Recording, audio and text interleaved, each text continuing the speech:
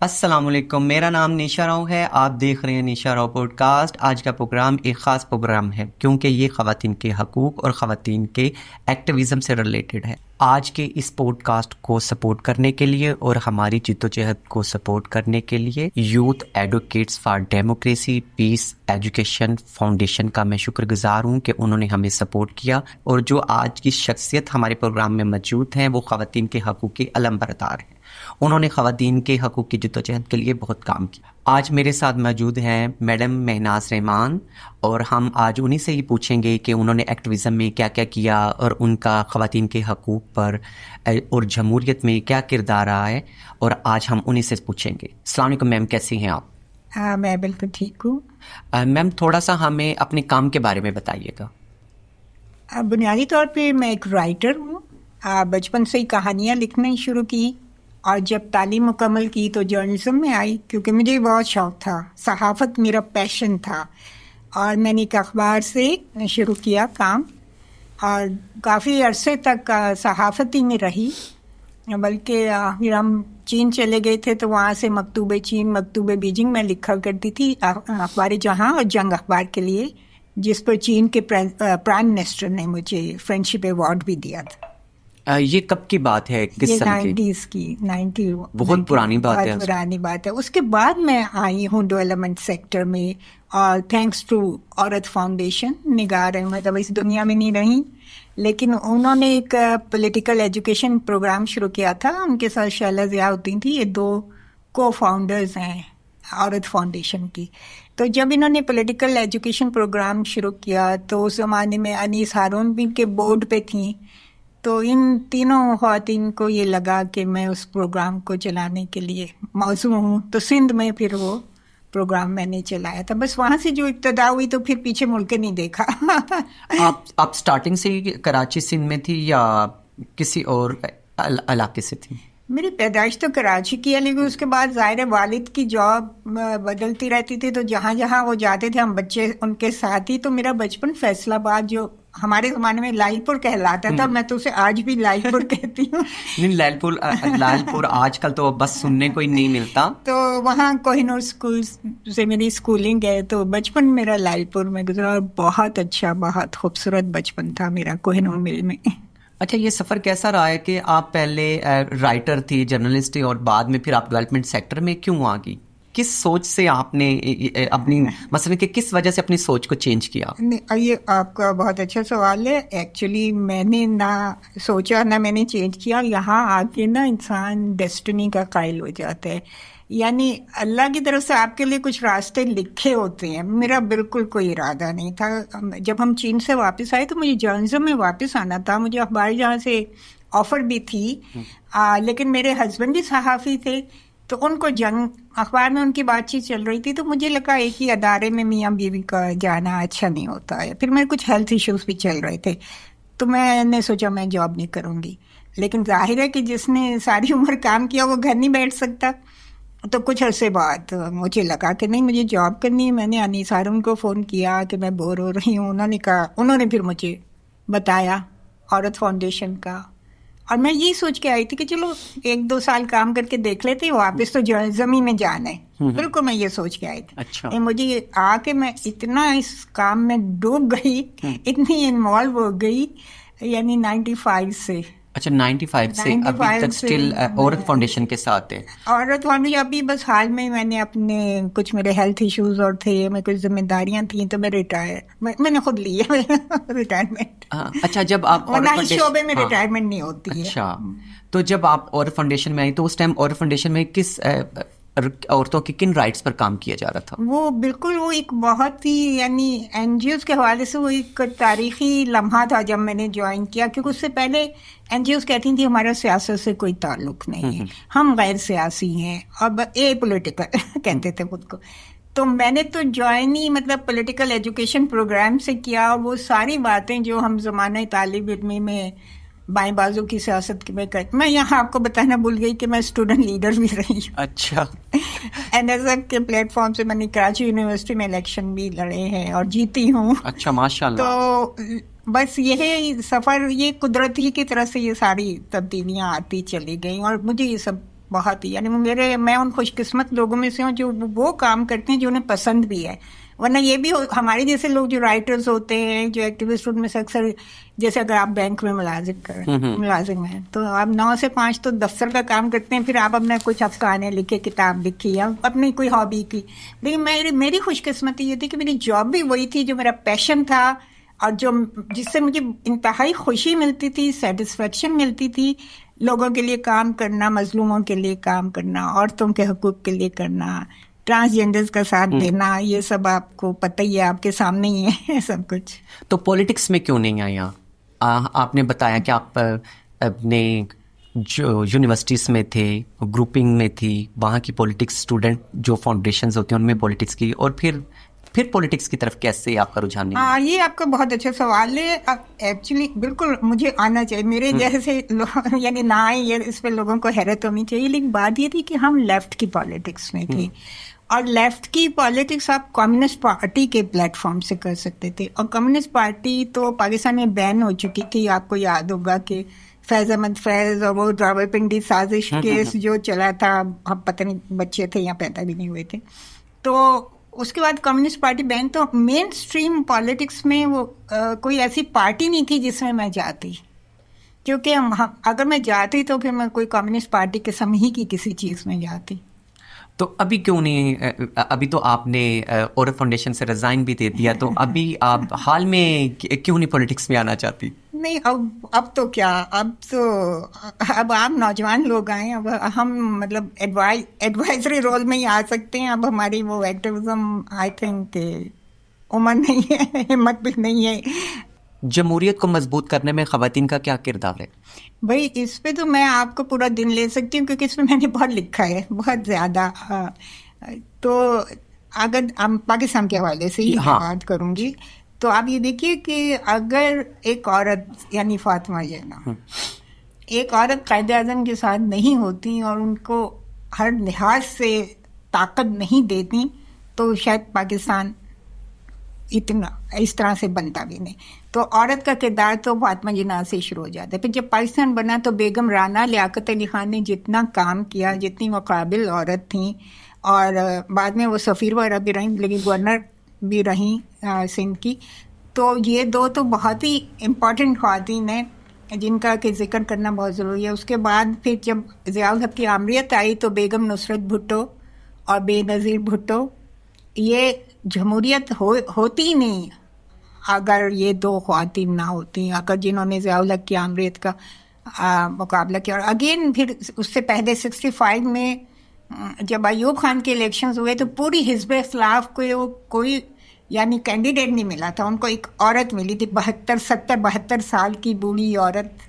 اچھا میں پھر الیکشن لڑ سکتی ہوں ابھی جب فاطمہ جناح 72 سال کی عمر میں. یہ دیکھیے رول ماڈل ہے نا، ان سے ہمیں انسپریشن ملتی ہے، موٹیویٹ. ابھی دیکھیے ہم بیٹھے مجھے انسپریشن ملی، ورنہ 2 منٹ پہلے تک میں کہتی نہیں. ہاں کنفیوز ہوتا ہے انسان کہ یہ کس طرح کا سوال کر دیا، مجھے پولیٹکس میں ابھی نہیں آنا چاہیے. آپ نے مجھے ابھی بولا کہ میں بوڑھی ہو گئی ہوں، اب تو یہ جوان آنے چاہیے، اور آپ نے بول دیا نہیں اگر وہ آئی ہیں تو میں بھی. ہاں ابھی دیکھیے نا، یہ لوگ رول ماڈل ہیں نا. جب ہم ان کی بات کرتے ہیں تو ہمیں ہمت آ جاتی، ورنہ 2 منٹ پہلے تک جب میں ان کی بات نہیں کر رہی تھی تو میں بھول گئی تھی. اگر خواتین کو دیکھیں وہ پولیٹکس میں کیوں نہیں ہے؟ اس طرح کہ آپ نے بولا کہ جب پاکستان بنا تو اس ٹائم پہ عورتوں کا کردار بہت اچھا رہا ہے اور پولیٹکس میں، اور اب کیا وجہ ہے ایسی؟ اس میں ایک تو جو آمریت کے لمبے دور ہیں، لیکن خیر مزے کی بات ہے کہ یعنی آمریت میں بھی عورتوں کو پالیٹکس میں آنے کا اس طرح سے موقع ملا کہ جب بھی کوئی آمر آتا ہے تو وہ سیاسی پارٹیوں پہ پابندی لگا دیتا ہے، اسمبلیوں کو معطل کر دیتا ہے، آئین کو معطل کر دیتا ہے. لیکن ہر آمر جو ہے وہ لوکل گورنمنٹ بناتا ہے، اور لوکل گورنمنٹ کے یعنی جو کونسلرس ہوتے ہیں ان میں پھر عورتیں بہت آتی ہیں. تو وہ بعد وہ کہتے ہیں نا کہ کسی بری چیز میں سے بھی کوئی اچھی چیز نکل آتی ہے، یا بلیسنگ ان ڈسگائز والی بات ہو جاتی ہے. تو عورتیں پالیٹکس میں ہیں، چاہے وہ لوکل گورنمنٹ کے لیول پہ ہوں، اور جب باقاعدہ یعنی سیاسی پارٹیاں ہوتی ہیں تو تب بھی سماجی حالات کی وجہ سے پرابلمس بھی ہیں. پھر دوسرے الیکٹورل ریفارمس کی ہم بہت بات کرتے ہیں، کیونکہ ہمارے دیکھیے انتخابی عمل اتنا مشکل ہے، مردوں کے لیے مشکل ہے. مڈل کلاس کے مردوں ہی کے لیے مشکل ہے تو عورتیں کیسے آئیں؟ آپ سوچیں کیا آپ یا میں کروڑوں روپے خرچ کر سکتے ہیں؟ نہیں ابھی تو الیکشن تو کروڑوں بہت کروڑوں کا ہو گیا, اور غریب مڈل کلاس اور غریب لوگ تو سوچ بھی نہیں سکتے. ایگزیکٹلی. اگر ہم دیکھتے ہیں تو اتنا زیادہ, حالانکہ پرنٹ میڈیا کا دور ہے, سوشل میڈیا پر اتنا زیادہ, اور پھر بھی دیکھتے ہیں کہ اتنے زیادہ اشتہارات اور چیزیں غریب لوگ تو کر ہی نہیں سکتے, مڈل کلاس کے لوگ نہیں کر سکتے. اور اگر دیکھا جائے کہ اگر پولیٹکس میں جس کے پاس پیسہ ہے تو جو ہماری آج کی عوام ہے وہ بھی اس کے پیچھے جا رہی ہوتی ہے. عوام بیچاروں کے ساتھ تو دیکھیے, ہم یہاں شہروں میں بیٹھ کے نا ہمیں صحیح اندازہ نہیں ہوتا, ہم لوگ کیونکہ شہروں میں بیٹھے ہیں, پڑھے لکھے بھی ہیں. اگر آپ دیہی علاقوں میں جا کے دیکھیں نا تو بیچارے جو ہمارے غریب کسان ہیں, جو جنہیں یہ کمی ہو, وہ کہتے ہیں کھیت مزدور, اور یہ ان لوگوں کی تو کوئی یعنی وہی جسے سے انگریز میں کہتے سے ہی نہیں ہوتی نا. ان کو تو جو ان کا وڈیرا کہہ دیتا اس کو ووٹ ڈالنا ہے وہ ڈالتے ہیں. وہ تو بالکل ایک یعنی ہم شہروں میں رہنے والوں کو بالکل اندازہ نہیں ہے کہ دیہاتوں میں کیا ہو رہا ہے. آپ یوں کراچی سے بائی روڈ ٹریول کرنا شروع کریں انٹیریئر کی طرف تو آپ کو لگے گا کہ آپ ٹائم مشین میں بیٹھ کے پیچھے جا رہے ہیں. اگر یہ 21ویں صدی ہے تو آپ 20ویں 19ویں صدی میں جا رہے ہیں. اتنے برے حالات ہیں. مطلب یہ لوگ جو بیٹھے ہوئے اسمبلیوں میں, آپ کو اندازہ نہیں ہے ان کے جو کمی, ان کے جو نوکر ہیں وہ منرل واٹر سے ان کے پاؤں دھوتے ہیں, ان کے آگے جھکتے ہیں, ان کے پاؤں چھوتے ہیں. سجدہ منع ہے, وہ سجدہ بھی میرا خیال کرتے ہیں. تو اس طرح کے حالات میں آپ کیا توقع کرتے ہیں؟ اب 2-4 بڑے شہروں میں بیٹھے 2-4 پڑھے لکھے لوگ کیا تبدیلی لائیں؟ تو ہم یہ کیسے چینج کر سکتے ہیں؟ بس اس میں آگاہی پیدا کرنا, شعور پیدا کرنا, آواز اٹھانا. اور تو پھر یہ کس کا کام ہے؟ ہاں, ایڈوکیسی کون کریں گے؟ یہ آپ اور ہم ہی کریں گے. کر رہے ہیں. ہاں نہیں, ڈیولپمنٹ سیکٹر میں NGOs کو دیکھیں, وہ تو جو ان کا کام ہے وہ تو اچھے طریقے سے سر انجام دے رہے ہیں. ہاں, لیکن وہ بات یہ ہے کہ جہاں سے تبدیلی آنی چاہیے یعنی فیڈرل لیول پہ اور صوبائی لیول پہ اور پھر نیچے لوکل گورنمنٹ کے لیول پہ. لوکل گورنمنٹ کو تو مسئلہ ہے کہ ان کو اس میں اختیارات ہی نہیں دیتے, اور جو فیڈرل اس پہ بیٹھے ہیں وہ اس نظام کے نمائندہ اور پروردہ ہے جو کہ جمہور کے اگینسٹ ہے, جو عوام کے اگینسٹ ہے. ایکچولی ان کو اپنی مراد, اپنی تجوریاں بھرنے سے فرصت نہیں ہے. میں اکثر کہتی ہوں کہ دیکھیے, جس نے پبلک ٹرانسپورٹ میں سفر نہیں کیا, آپ کے خیال میں ان میں سے کسی نے زندگی میں پبلک بس میں بیٹھا ہوگا؟ ان میں سے کوئی؟ بہت مشکل ہے, مجھے نہیں لگتا کوئی بیٹھا ہوگا. اب کل ہی میں رکشے میں بیٹھی, اچھا, اب میں یہی سوچ رہی تھی کہ مطلب اگر یہ لوگ بیٹھے رکشے میں یا پبلک بس میں تو انہیں پتہ چلے کہ عوام کے ساتھ ہوتا کیا ہے. سچی بات ہے, میں بھی 50 سال بعد بیٹھی, میری حالت رکشے میں. صحیح. تو یہ عوامی مسائل جو گزرتا ہے نا اسی کو بتاتا ہے. ہم اب ٹھیک ہے, اب ہم تھوڑا بیٹھے ہوئے آرام سے, لیکن ظاہر ہے ہماری زندگیاں بہت جد و جہد میں گزری, ہم نے بہت مالی پریشانی اٹھائی. اچھا, خواتین جو سیاسی نظام میں ان کی شمولیت کو کیسے مثلاً کہ فروغ دیا جا سکتا ہے؟ اس کے لیے تو ظاہر عورت فاؤنڈیشن اور دوسری NGOs نے جو کام کیا, ریزرو سیٹس کی, آپ کو بتایا ریزرو سیٹ کی جو مہم چلائی تھی وہ بنیادی طور پہ عورت فاؤنڈیشن نے بہت اچھا کام کیا اس پر. تو اس میں یہ اس کا تھوڑا سا میں آپ کو بیک گراؤنڈ پس منظر بتا دوں کہ جو 1973 کا آئین بنا تھا نا, اس میں عورتوں کے لیے 10 ریزرو سیٹس رکھی گئی تھی, اور اس میں یہ کہا گیا تھا کہ کچھ سال لکھا گیا تھا, پتہ نہیں 10 سال یا 20 سال بعد حالات اتنے اچھے ہو جائیں گے کہ ضرورت نہیں رہے گی. اتنی خوش فہمی لیکن پاکستان کا بھی حالات سبز باغ دکھائے جا رہے تھے, اچھے نہیں ہوئے حالات. نہیں, اس میں دیکھیے بنیادی بات اسے ہم کہتے ہیں افرمیٹو اسٹیپ, یا جو ہم کہتے ہیں نا ریزرو سیٹ, یہ بنیادی پر افرمیٹو اسٹیپ ہوتا ہے. جیسے اب ریزرو سیٹ ہم سب کے لیے مطالبہ کرتے ہیں, آپ ٹرانسجینڈرس کے لیے, عورتوں کے لیے, کسانوں کے لیے, مزدوروں کے لیے, طالب علموں کے لیے. لیکن دیکھیے یہ کوٹا کا مقصد یہ ہوتا ہے کہ ابھی حالات اچھے نہیں ہیں, ابھی یہ کوٹا آپ لے لیں, لیکن کل کو ہم حالات اتنے اچھے کر دیں گے کہ آپ دوسرے عام جو الیکشنز ہیں, جنرل سیٹس ہیں, اس پہ آپ لڑ سکیں گے. لیکن پاکستان میں یہی ہے کہ جس بھی ادارے میں جس چیز کے لیے کوٹا مقرر ہو جاتا ہے, بس پھر وہ نسل در نسل چلتا رہتا ہے. وہ حالات کبھی اچھے ہی نہیں ہوتے, وہ کوٹا کوئی ایک پرماننٹ چیز بن جاتا. اچھا, انسانی حقوق کی وکالت میں خواتین کو کیا چیلنجز ہیں؟ اس پر تو ہم بہت بات کر سکتے ہیں. ظاہر ہے آپ جب حقوق کی بات کریں گے اور جو ساری مراحت پہ اور اس پہ قبضہ کر کے بیٹھے ہوئے ہیں ان کو برا ہی لگے گا نا، کیونکہ پھر انہیں لگتا ہے کہ ہمارا شاید کچھ حصہ کم ہو جائے گا، حالانکہ ایسا نہیں ہوتا ہے، ایسا کچھ نہیں ہے. دیکھیے ہم کافی ابھی ریسنٹلی جو ہمارا مطالبہ ہے وہ ایک ہے کمپریہنسو سوشل پروٹیکشن.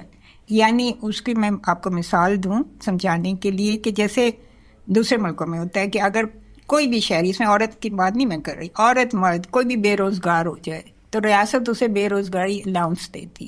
مطلب ہم ایک ریاست میں رہ رہے ہیں نا، اگر میں اس سڑک پہ بھوکی مر رہی ہوں تو یہ ریاست کی ذمہ داری نہیں ہے کہ مجھے کھانا پرووائڈ. ریاست کی ذمہ داری. اگر مجھے کوئی جاب نہیں مل رہی تو کیا یہ ریاست کی ذمہ داری نہیں ہے کہ مجھے جاب پرووائڈ کرے؟ اسے کہتے ہیں کمپریہنسو سوشل پروٹیکشن، جامع سماجی تحفظ، یو نو.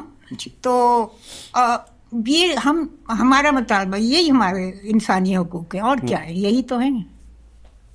اچھا، سارے اعلیٰ عہدے مردوں کے پاس ہیں، عورتوں کے لیے بہت سی رکاوٹیں، وہ وہاں تک پہنچ ہی نہیں سکتی، اس کی کیا وجہ ہے؟ دیکھیے وجہ تو صاف ظاہری ایک کچھ صدیوں کا عمل ہے پیٹریارکی کا، پدر سری کا. جب مردوں کو موقع ملے کہ ان کو پہلے موقع ملے، وہ پہلے تعلیم میں آئے، پہلے ملازمتوں میں آئے، تو ظاہر ہے پہلے انہوں نے ترقی کی. عورتوں کو دیر سے موقع ملے، کم ملے، دیر سے آئیں وہ، تو اس لیے ظاہر ہے ان کی تعداد کم ہے. یہ تو اس پہ ہے نا کہ جب ایک آپ سازگار ماحول، جسے انیبلنگ انوائرمنٹ کہتے ہیں، ایک سازگار ماحول آپ پیدا کریں، برابر کے مواقع ملیں، تو کیونکہ دیکھیے ہم میں ذاتی طور پہ یہ سمجھتی ہوں کہ میرٹ پہ آنا چاہیے. تو میرٹ، لیکن وہ جو ریزرو سیٹ یا افرمیٹو اسٹیمپ، وہ تو ایک مخصوص صورت حال میں ہوتا ہے نا کہ جب ایک طبقہ کچھ مجبوریوں کی وجہ سے پیچھے رہ گیا تو کہتے چلو اسے آگے لانے کے لیے کچھ عرصے کے لیے ہم افرمیٹو اسٹیپ لے دیتے ہیں. لیکن یہ ہمیشہ کے لیے نہیں ہونا چاہیے. مطلب آپ مساوی مواقع دیں، چاہے آپ مرد ہیں، چاہے آپ عورت ہیں، چاہے آپ ٹرانسجینڈر ہیں. ریاست کو سب کو مساوی مواقع تعلیم کے دیں، اور اپنی ذہانت، اپنی قابلیت پہ لوگ آگے بڑھیں نا. نہیں، اگر دیکھا جاتا ہے نا کہ اگر ریزرو سیٹس ہیں تو اگر کہیں پر کوٹا سسٹم نہیں ہوتا تو وہاں پر اسٹرائک کر دیتے ہیں، جدوجہد اسٹارٹ کر دیتے ہیں. اب وہ بھی ہے نا کہ لوگ میں بھی ایک، وہ اسے بھی کہتے ہیں نا ڈپینڈنسی سنڈروم، ایک انحصار کرنے کی بیماری ہو جاتی ہے لوگوں کو. مطلب ان کے اندر سے بھی پھر یہ جذبہ ختم ہو جاتا ہے کہ بھئی ہمیں اپنی محنت سے، اپنی ذہانت سے، اپنی قابلیت سے آگے بڑھنا ہے. تو یہ جذبہ پیدا کرنا ضروری ہے. اس کے لیے ریاست جو ہے وہ صحیح پالیسیاں بنائے، ایمانداری سے سب کو سب کا حق دے، یہ نہیں کہ کسی کو نوازے اور کسی کو محروم رکھے.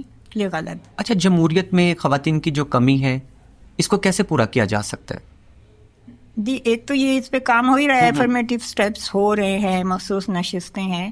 تو اس کو تو ظاہر ہے کہ جب اوور آل آپ ماحول صحیح کریں گے، باہر نکلتے ہوئے عورتوں کو خوف نہیں ہوگا، تاکہ ان کو مواقع برابر کے ملیں گے. آپ دیکھیں نا، مطلب آپ ذرا، لڑکا 12 بجے تک بھی باہر رہے، ماں باپ کو فکر نہیں ہوتی. لڑکی جائے اور اندھیرا ہونے لگے تو ماں باپ کی حالت خراب ہوتی کہ انہیں پتہ ہے کس معاشرے میں رہ رہے. تو معاشرے کو اتنا محفوظ بنائیں کہ چاہے لڑکی باہر نکلے چاہے لڑکا باہر نکلے، ماں باپ کو تسلی ہو کہ ان کے ساتھ کوئی برا نہیں ہوگا.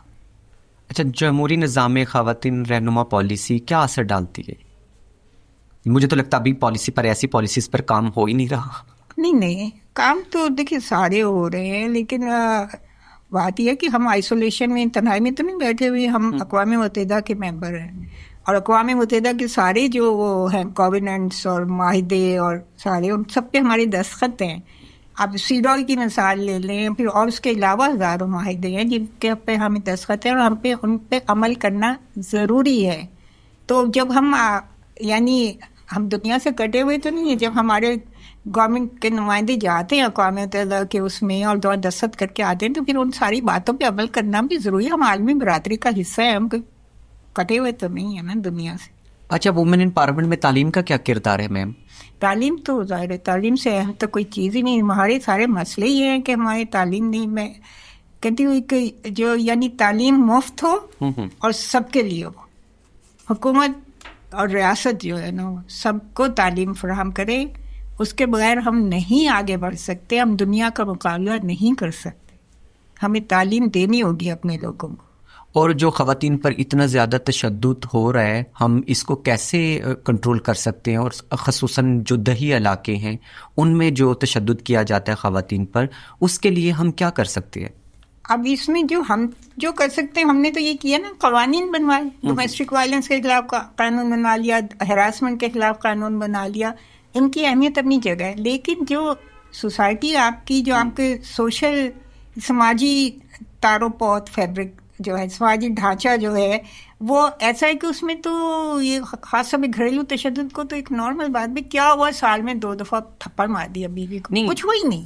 مطلب یہ اس طرح کا، جب آپ اس طرح کے سماج میں رہ رہے ہیں، ابھی دیکھیں، بلکہ میں ابھی اس مسئلے پہ سوچتی بھی آئی، کیونکہ اب ہم پڑھے لکھے یا شہروں کی عورتیں، ہم لوگ تو شور مچا سکتے ہیں، ہمیں اویئرنیس بھی ہے سب کچھ، لیکن ہمارے گھروں میں جو میڈس کام، ماسیاں کام کرتی ہیں، جب وہ چھٹی پہ گھر جاتی ہیں، کسی بھی بات پہ ان کا میاں ان کے ٹھیک ٹھاک، ہماری ماسی جب آتی ہے تو کبھی اس کا منہ سوجا ہوتا ہے، کبھی اس کی گردن نہیں ہو رہی تھی کہ وہ تو شارٹ میں کسی بات پہ ناراض ہو کے شک کر کے تھپڑ مار دیا.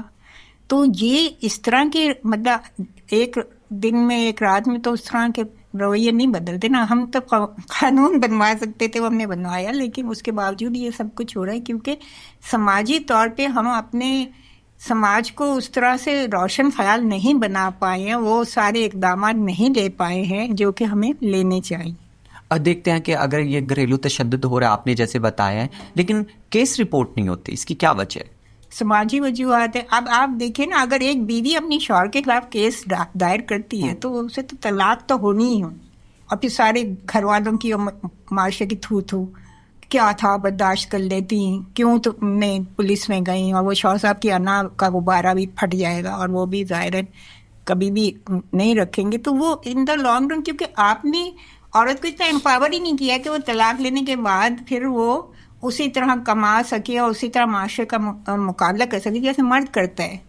تو بھی جب آپ نے عورت کو اتنا کمزور رکھا ہوا ہے، پھر آپ اسے ایسے حالات پیدا کریں کہ اسے طلاق بھی ہو جائے، تو پھر اس کے لیے کوئی سولوشن تو بتائیں نا. بغیر سولوشن کے یہ تو آدھے اقدامات ہیں نا جو ہم نے ابھی تک کیے، ابھی بہت سے اقدامات کرنے ہیں، اس کے بعد نہیں ہوگا.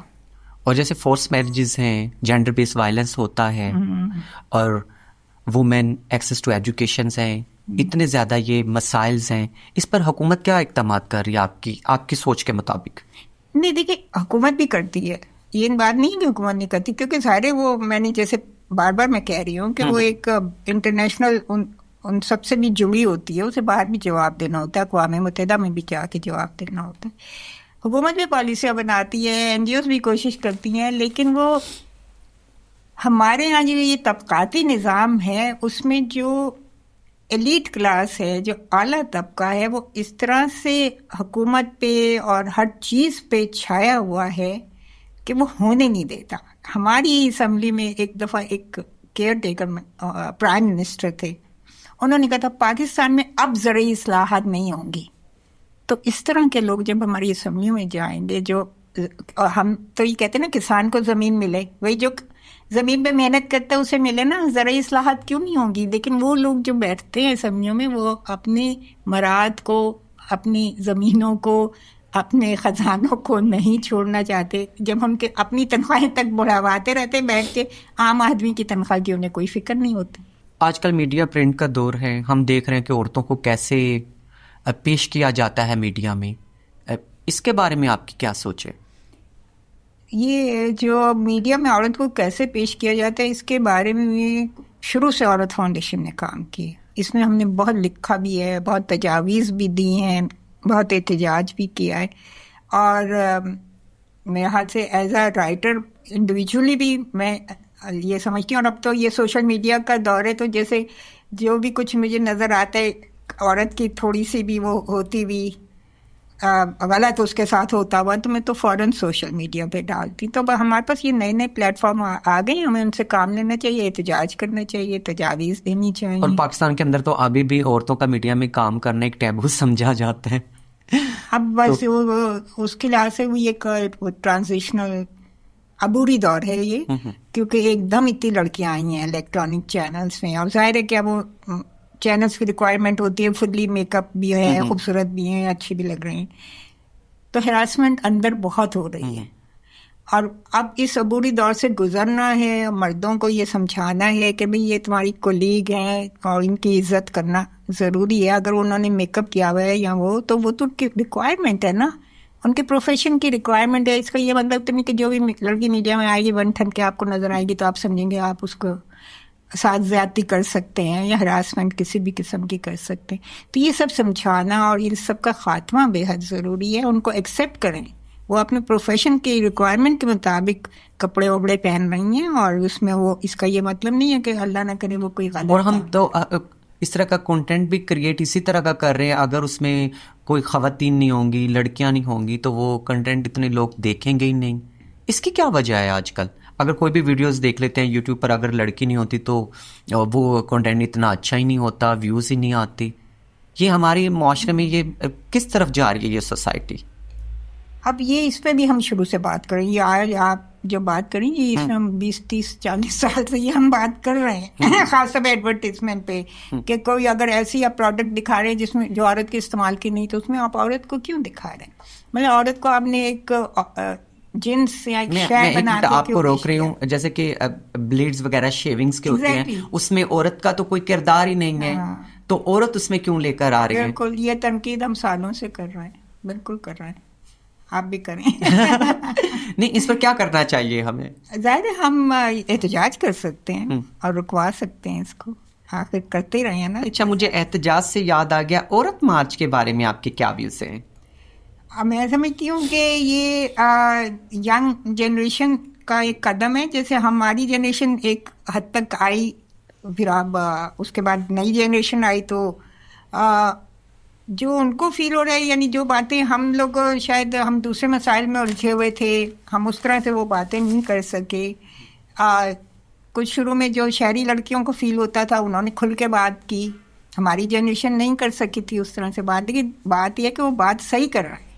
بات یہ ہے کہ جو ان کے جس نعرے پہ سب سے زیادہ شور مچا, لوگ پاگل ہو گئے, اس کا وہ مطلب تھا ہی نہیں جو لوگوں نے لی, میرا جسم میری مرضی.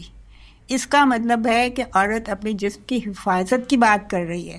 وہ کہہ رہی ہے کوئی مجھے ریپ نہیں کر سکتا, کسی کو حق نہیں ہے کہ مجھے ہاتھ لگائے, کسی کو حق نہیں ہے کہ مجھے چھوئے. یہ مطلب تھا اس نعرے کا. لیکن جو جن کی گندی ذہنیت ہے انہوں نے اس کو اپنے مطلب سے کر کے ان کے پیچھے پڑ گئے. حالانکہ ان بچیوں کا میں سمجھتی ہوں بالکل صحیح, میں سپورٹ کرتی ہوں, فلی سپورٹ کرتی ہوں. میں آپ سے یہی پوچھنے لگی تھی کہ آپ عورت مارچ کو سپورٹ کرتی ہیں یا اس کے آگے؟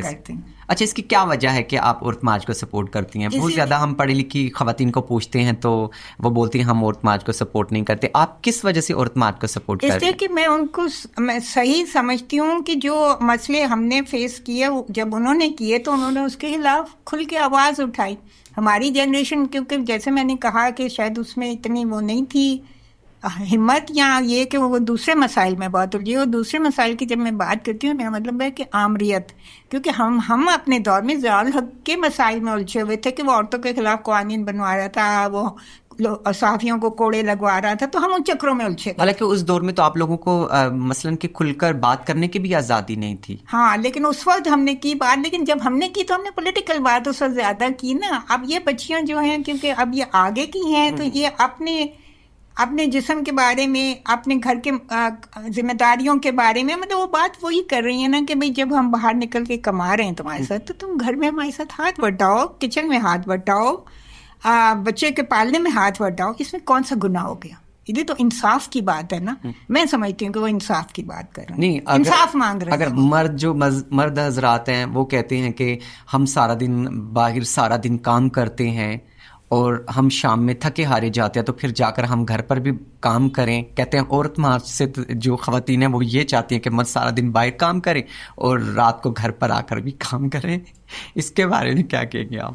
یہ شہروں کے مردوں کو تو میرے سامنے بات کریں تو میں انہیں بتاؤں, یعنی خاص طور پہ جن کی عورتیں کام کر رہی ہیں, یعنی وہ ان کے ساتھ دفتر جاتی ہیں, ان کے ساتھ دفتر 8 گھنٹے کام کرتی ہیں, اور پھر گھر آ کے مرد کہتے ہیں میں تھک گیا ہوں اور میں تو لیٹ رہا ہوں, آرام کروں, تم کچن میں جاؤ اور کھانا بناؤ. تو ان عورتوں کی بات کریں نا, یعنی میرے جیسی عورتوں کی بات کریں نا, جنہوں نے ساری عمر گھر چلائے. ہم نے اپنی ذات پہ کچھ خرچ نہیں کیا, ہم نے اپنے گھر چلائے, کیونکہ ضیاء الحق کی آمریت کی وجہ سے میرے ہسبینڈ تو بے روزگار رہتے تھے, اکثر بے روزگار رہتے تھے, کیونکہ وہ پولیٹیکل ایکٹیوسٹ تھے, ٹریڈ یونینسٹ تھے.